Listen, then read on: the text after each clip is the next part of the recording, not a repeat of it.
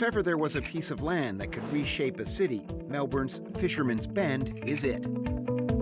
480 hectares, starting 2 kilometres from the CBD, just waiting to be redeveloped. Through clever innovation and design, Fishermans Bend will become Australia's largest urban renewal project. From its first vision, unveiled in 2016, the state Labor government has promised a huge influx of housing and high-tech jobs, all based on new transit links for quick and easy access to the city. Nine years later, Fisherman's Bend is still waiting. I can't think of any other precinct anywhere in the world that is 2 kilometres from the CBD of any major town that is as underdeveloped and under-resourced in terms of amenities as Fisherman's Bend is. We're 2 seconds away from the city. Like, why? Why has it been neglected for so long? Carol and Romeo Mahdi have been running this deli in Fisherman's Bend for 27 years. They remember when General Motors workers were lined up out the door. All right, boys, have a great one. See ya. They haven't done much in this area at all, nothing. As the amount of time that we've been here, not much has been done at all. Should be, it's the jewel of the city, here. Fisherman's Bend is a relic of Victoria's manufacturing and industrial past. From airplanes to car engines at General Motors, they were made in factories on Melbourne's doorstep. When manufacturing wound down in the 2000s, the huge potential of Fisherman's Bend emerged. 5 interconnected precincts, each with their own unique character and history, will become home to 80,000 people and 80,000 jobs. All of that is supposed to happen by 2050, but it is largely predicated on one key factor: transport access. This was going to be the tram route straight out of the CBD. Guy Naselli is the president of the precinct's business forum, which includes business owners, tenants, and developers. Its 2,000 members have been waiting for something long promised: a vital transit connection over the Yarra River.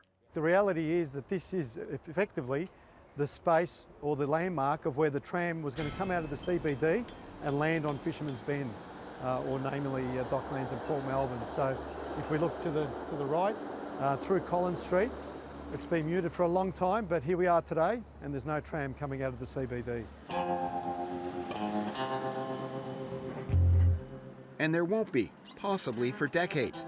Under the government's new transit plan for Fisherman's Bend, trams could be anywhere from 10 to 30 years away. There is no set timeline. I liken it to a construction project that has no end date. I mean, it's like shooting arrows in the air and hoping that one of them is going to land. For now, the state plans to rely on more buses. Many critics blame uncertainty over transport for a major setback to redevelopment. Not long ago, the University of Melbourne had big plans for Fisherman's Bend. A new engineering and design campus was meant to be hosting 10,000 students and staff by 2031. But as of September, that's all on hold. The university will now reassess its plans here in its next 10-year strategy, which won't even be released until the end of the decade. There's a very, very busy map of various infrastructure projects across the precinct. The state government says its development goals are still on target, but at this public meeting, still no answers on a timeline for trams. It's no wonder the Melbourne University has moved away from the project of the engineering department being settled in Fisherman's Bend, simply because public transport is clearly insufficient. The state says nearly $200 million is being spent on infrastructure, such as new sewerage and roads, and nearly 5,000 dwellings have been built or are under construction. Part of that broader conversation that was happening. Louise Crawford is the mayor of the city of Port Phillip, which covers about half of Fisherman's Bend. She says more than 4,000 residents have already moved into new housing, and more will follow. When you hear that 80,000 residents and 80,000 jobs by 2050, do you think that that is a realistic target? I think it's possible, but I do think some of that, the public transport will be key to helping that happen. In the Innovation Precinct, there is some land clearing and plans for a large new data center.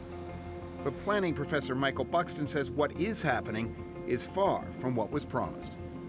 I think it's possibly the biggest planning failure in Australia's history if we compare the promise with the delivery. Buxton has been watching planning at Fisherman's Bend for 2 decades. During that time, he's seen other projects like Melbourne's new Metro Tunnel and the suburban rail loop leapfrog Fisherman's Bend. This government was diverted onto other projects which should have had a much lower priority than this, so it lost that ability to prioritise what was critical for Melbourne by putting their money and attention into the suburban rail loop and such projects. The 3 ministers whose portfolios are connected to Fisherman's Bend all declined requests for an interview. Instead, in response to questions from 7:30, a Victorian government spokesperson blamed the last Liberal government for rezoning mistakes more than a decade ago. The Labor government says its transit plan does provide for a future train tunnel here. It did not respond to questions about the priority placed on the suburban rail loop. Mayor Louise Crawford believes at least some of the delays in Fisherman's Bend are understandable. I think it's a big, complicated project, the largest urban renewal in the country, and it's probably retrofitting a suburb that has been industrial is not an easy process at all. After nearly 3 decades, Carol and Romeo Motti have sold their restaurant. The changes promised here haven't happened, they say, and they blame the Premier. She's forcing all her effort and might into this suburban rail loop. Why? There are other places that need more work, more money put into it. Talk, but no action from the government. Sad. This area sad to see it like this.